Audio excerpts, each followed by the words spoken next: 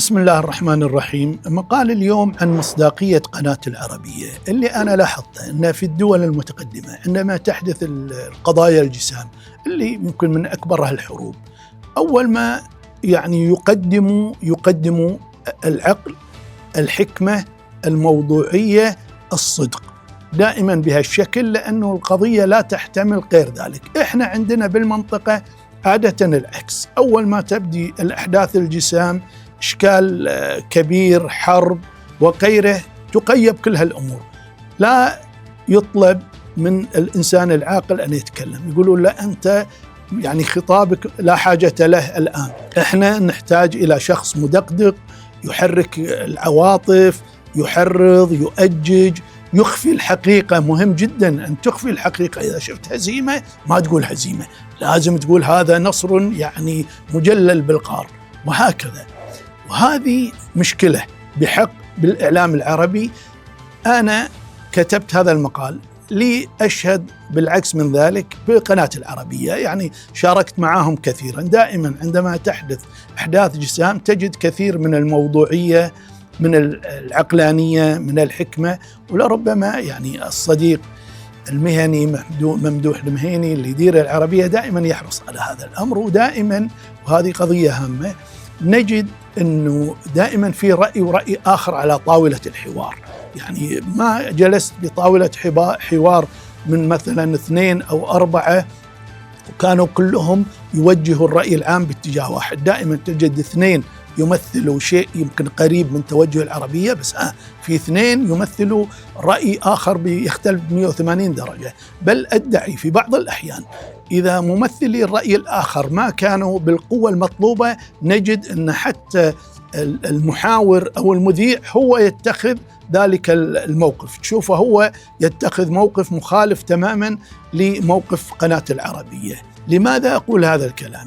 أنا قبل مدة طالبت بأن تنشأ لجان تحقيق بعد كل حرب عربية، مثل ما يقوم الأعداء بذلك، تحقق بالقرار السياسي اللي اتخذ، تحقق بالقضايا العسكرية. الآن بهذا المقال أطالب كذلك بلجنة تحقيق تحقق بالتغطية الإعلامية. وترى التغطية الإعلامية مو شوية، تأثيرها مدمر.